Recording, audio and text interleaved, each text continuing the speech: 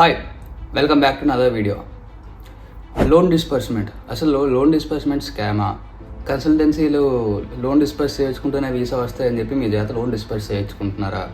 అసలు ఇవన్నీ బయట ఉన్న అన్ని థీరీస్కి సింపుల్గా ఆన్సర్ చేస్తాం. లైక్ మేము ఇంతకుముందు అసలు ఈ లోన్ ప్రాసెస్ అలా వర్క్ అయ్యింది, క్రెడిట్ లెవెల్ రీసెంట్గా ఇంట్రెస్ట్ రేట్ ఎందుకు పెంచారని చెప్పి కూడా వీడియో చేసాము. కాబట్టి ఆ లింక్స్ నేను డిస్క్రిప్షన్లో ఇస్తాను, లేదా ఐకాన్స్లో ఇస్తాను, చెక్ చేయండి ట్యాప్ చేసి. వీడియోలోకి వెళ్ళే ముందు మన వాట్సాప్ గ్రూప్ లింక్ కింద ఇస్తా, మన వాట్సాప్ గ్రూప్ జాయిన్ అయిపోండి. ఇంకా మేము రీసెంట్గా ఒక పీడిఎఫ్ తయారు చేసాము. ఎలాగా అంటే ఎవరైతే ఇంటర్న్షిప్ ఎత్తుక్కుంటున్నారో, జాబ్ ఎత్తుక్కుంటున్నారో వాళ్ళకి ఏఐ కానీ క్లౌడ్ కానీ ఇలాంటి వెబ్సైట్స్ యూస్ చేసి ఆటోమేటిక్గా ఎక్కువ అప్లికేషన్స్ అలాగా లైక్ అప్లై చేసుకోవాలి. అంటే ఏఐని యూస్ చేసి మీరు ఒకేసారి 50 అప్లికేషన్స్ 60 అప్లికేషన్స్ ఒక డేలో ఎలా సబ్మిట్ చేయాలి అని మొత్తం ప్రాసెస్ అంతా మేము ఒక పీడిఎఫ్ రెడీ చేసాము. మన వాట్సాప్ గ్రూప్కి జాయిన్ అయిపోయినా కూడా ఆ పీడిఎఫ్ పంపించేస్తాం. లేక ఇక్కడ కమెంట్ సెక్షన్లో కమెంట్ చేసినా కూడా మేము పీడిఎఫ్ ఆటోమేటిక్గా మీకు షేర్ చేస్తాం. ఇప్పుడు వీడియోలోకి వెళ్ళే ముందు అసలు లోన్ డిస్పర్స్మెంట్ ఎలా వర్క్ అయింది, అసలు ఈ పాసిబిలిటీ ఆఫ్ ద ఆప్షన్స్ ఎలా ఉంటాయి. First thing, 90% of the students abroad వచ్చేటోళ్ళు ఎడ్యుకేషన్ లోన్ పెట్టుకునే వస్తారు. 90% ఆఫ్ స్టూడెంట్స్ ఎడ్యుకేషన్ లోన్ పెట్టుకునే వస్తారు ఇక్కడికి. ఇప్పుడు ఫ్రాన్స్ ప్రాసెస్ ఎలా ఉందో చూడండి. ఇప్పుడు ఫ్రాన్స్ ప్రాసెస్ ఏంటి, మీరు డిపాజిట్ పే చేస్తేనే కానీ క్యాంపస్ ఫ్రాన్స్కి వెళ్ళరు, క్యాంపస్ ఫ్రాన్స్ అయితేనే కానీ విఎఫ్ఎస్కి వెళ్ళడానికి అవ్వదు. అదే యూకేది కంపేర్ చేసుకుంటే మీరు జస్ట్ డిపాజిట్ పే చేసి శాంక్షన్ లెటర్ ఉంటే సరిపోతుంది. సో ఇక్కడ ఎలాగా ఇండివిజువల్ ప్రాసెస్ అన్నమాట. ఇక్కడ ఇప్పుడు మీరు ఫ్రాన్స్ ప్రాసెస్ చూసుకున్నారనుకోండి, సింపుల్గా మీరు డిపాజిట్ పే చేయాలి స్టార్టింగ్లో.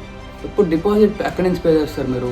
90% స్టూడెంట్స్ లోన్ పెట్టుకున్నారు అంటే దాంట్లో ఒక 75% students at least deposit loan amount నుంచి కట్టుకుంటారు కదా, సేవింగ్స్ కాకుండా. ఇప్పుడు నువ్వు ఆ డిపాజిట్ పే చేయడానికని డిస్పర్స్ చేయించుకోవాలి కదా. దాంతోపాటు నువ్వు డిపాజిట్ పే చేయడానికే మనం డిస్పర్స్ చేయించుకున్నాము అంటే మనం 1 year లివింగ్ ఎక్స్పెన్స్ కూడా డిస్పర్స్ చేయించుకుంటాం కదా. Simple logic. ఇప్పుడు నువ్వు డిపాజిట్ పే చేయడానికి లోన్ అమౌంట్ డిస్పర్స్ చేసుకున్నావు అంటే నువ్వు 1 year లివింగ్ ఎక్స్పెన్స్ కూడా చేసుకుంటావు ఆటోమేటిక్గా. ప్రాసెస్ అలాగుంది. ఫర్ ఎగ్జాంపుల్, మీరు డిపాజిట్ చేయడానికి మీ దగ్గర సేవింగ్స్ ఉంటే ఇంకా లోన్ డిస్పర్స్ చేసుకునే పని ఉండదు. మీరు ఆ సేవింగ్స్ని డైరెక్ట్గా డిపాజిట్ పే చేసుకోవచ్చు, ఆ శాంక్షన్ లెటర్ని 1 year లివింగ్ ఎక్స్పెన్స్ కింద చూపించుకోవచ్చు, అది ప్రాబ్లం లేదు. కానీ ప్రాబబిలిటీ ఏంటి ఇక్కడ మనం ఆ 75% ఆఫ్ ద పీపుల్ కూడా డిపాజిట్ని కూడా లోన్ అమౌంట్ నుంచే పే చేసుకుంటారు. కాబట్టి సేవింగ్స్ కాకుండా ఆటోమేటిక్గా డిస్బర్స్మెంట్ జరుగుతుంది. ఇంకోటి ఇన్సూరెన్స్ అమౌంట్, అవి ఇన్సూరెన్స్ అమౌంట్ ఎలా వర్క్ అవుతాయి. ఇప్పుడు ఫర్ ఎగ్జాంపుల్ మీరు 30 lakhs ఎడ్యుకేషన్ లోన్ తీసుకున్నారంటే ఇంట్రెస్ట్తో కలిపి అది ఇంత ప్రిన్సిపల్ అమౌంట్ అవుతుంది. ఇప్పుడు ఆ ప్రిన్సిపల్ అమౌంట్ని కవర్ అయ్యే అమౌంట్ వాడి మీ దగ్గర నుంచి ఇన్సూరెన్స్ స్టార్ట్ చేస్తాడు. ఇప్పుడు ఒక్కొక్కరి దగ్గర ఒక్కొక్కటి ఛార్జ్ చేస్తున్నారు అంటే ఇప్పుడు ఒక్కొక్కరి ప్రొఫైల్ బట్టి ఉంటుంది, దాంట్లో మీ సివిల్ స్కోర్ బట్టి ఉంటుంది, మీరు లోన్ అమౌంట్ ఎంత తీసుకున్నారో దాన్ని బట్టి ఉంటుంది, మీరు ఇంతకుముందు మీ అకాడమిక్ రికార్డ్స్ ఎలాగున్నాయని ఉంటుంది, మీకు ఏమైనా వర్క్ ఎక్స్పీరియన్స్ ఉందా దాన్ని బట్టి ఉంటుంది, మీ మెడికల్ అన్నీ కన్సిడర్ చేసుకొని మీరు వాళ్ళు మీ దగ్గర లోన్ అమౌంట్ అనేది కట్ చేస్తారు. ఇప్పుడు 30 lakhs తీసుకున్న వాళ్ళకి ఇన్సూరెన్స్ ఒక 45,000 పడ్డది అనుకోండి.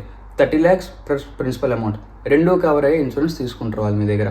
ఇప్పుడు 40 lakhs తీసుకున్నారు అనుకోండి loan, 40 lakhs plus principal amount. ఇప్పుడు 50 lakhs తీసుకున్నారు అనుకోండి, 50 lakhs ప్లస్ ప్రిన్సిపల్ అమౌంట్. ఇలా వర్క్ అవుద్ది.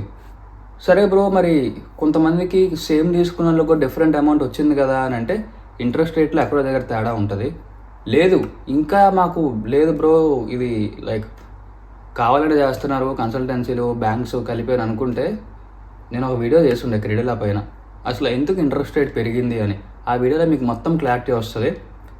కెమెరా ముందు మీకు తెలుసు అది ఎంత నిజమో ఎంత అబద్ధమో, నేను చెప్పకూడదు, చూసే వాళ్ళకి మీకు అర్థమైద్ది. ఆ వీడియో చెక్ చేయండి ఒకసారి. క్రెడిట్లో ఎందుకు ఇంట్రెస్ట్ రేట్ పెంచింది, ఎలా పెంచింది, ఏం జరిగినందుకు ఇంట్రెస్ట్ రేట్ పెరిగింది అని చెప్పి మేము మొత్తం ఒక రిపోర్ట్ తయారు చేసి వీడియో చేసిండే. ఆ వీడియో చెక్అవుట్ చేయండి.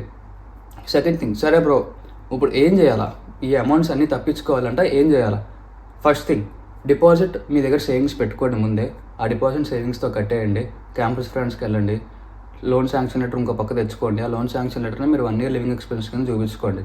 ఇంకోటి ఎలాగైపోద్ది అంటే ఇప్పుడు ఫర్ ఎగ్జాంపుల్ ఒక 100 people ఉన్నారు, ముందే వాళ్ళు 1 year living expenses loan disbursement అమౌంట్లోనో లేదంటే సేవింగ్స్లో చూపించుకున్నారు, బాగానే ఉంది.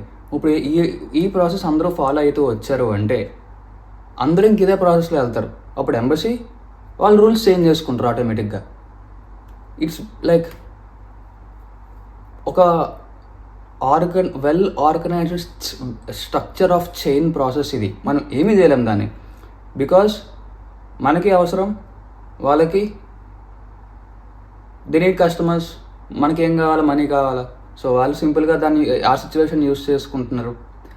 ఒక వెల్ ఆర్గనైజ్డ్ స్ట్రక్చర్. ఇప్పుడు ఒకరు మీకు ఒక ప్రోడక్ట్ ఇస్తున్నారు అంటే నువ్వు ఆ ప్రోడక్ట్ని కన్స్యూమ్ చేయడానికి నీ దగ్గర కాస్ట్ లేదు, ఫైనాన్స్ లేదు అంటే నువ్వు బయట నుంచి తెచ్చుకొని ఆ ప్రోడక్ట్ని కన్స్యూమ్ చేస్తావు అని చూస్తావు.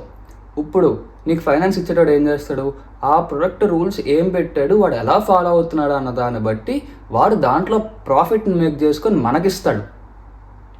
సింపుల్గా ఇప్పుడు బిజినెస్ చేద్దాం అనుకుంటారు, లోన్ కోసం ఏమెళ్తారు, బ్యాంక్ వాళ్ళు మీ బిజినెస్ మోడల్ చూసి అంత అనలైజ్ చేసే కదా వాడు మీకు లోన్ ఇస్తాడు. సింపుల్గా ఇవ్వడు కదా. ఇక్కడ కూడా అంతే. ఎడ్యుకేషన్ లోన్స్ వాళ్ళు మీరు ఏ కంట్రీ సెలెక్ట్ చేసుకున్నారో ఆ కంట్రీ తాలూకా రూల్స్ ఎలాగ ఉన్నాయి, ఎంబసీ పెట్టిన రూల్స్ ఏంటి, వీసా రావడానికి, వీసా వచ్చిన తర్వాత ఆ కంట్రీలో స్టూడెంట్ ఎలా సర్వైవ్ అవుతాడు, ఆ రూల్స్ ఏంటి అన్నీ అబ్జర్వ్ చేసుకొని వాళ్ళ ప్రాఫిట్ మార్జిన్ని డిజైన్ చేసుకొని మీకు లోన్ ఇస్తారు. సింపుల్. ఇది సింపుల్ టర్మ్స్. బిజినెస్ కానీ బ్యాంక్స్ కానీ అన్నీ ఇంతే రన్ అవుతాయి. సో ఐ థింక్ మీకు ఎంతో కొంత క్లారిటీ వచ్చే ఉంటుంది. అసలు క్రెడిట్లో ఎందుకు డిఫరెంట్ ఇంట్రెస్ట్ రేట్స్ ఛార్జ్ చేస్తుంది ఒక్కొక్కరి దగ్గర ఎందుకు డిఫరెంట్ అమౌంట్స్ కలెక్ట్ చేస్తున్నారు అన్నది నేను లాస్ట్ ఒక టూ వీడియోస్ బ్యాక్ ఒక వీడియో చేస్తుండే క్రెడిట్లో పైన. నేను లాస్ట్లో షేర్ చేస్తాను ఆ వీడియోని. ఆ వీడియో చెక్అవుట్ చేయండి. మనం వాట్సాప్ గ్రూప్ ఫాలో అవ్వడం మర్చిపోవద్దు. సబ్స్క్రైబ్ చేసుకోండి అబ్బా. చాలామంది సబ్స్క్రైబ్ చేయకుండా వస్తున్నారు వీడియోస్ని. కొత్త మందికి రీచ్ అవుతాయి.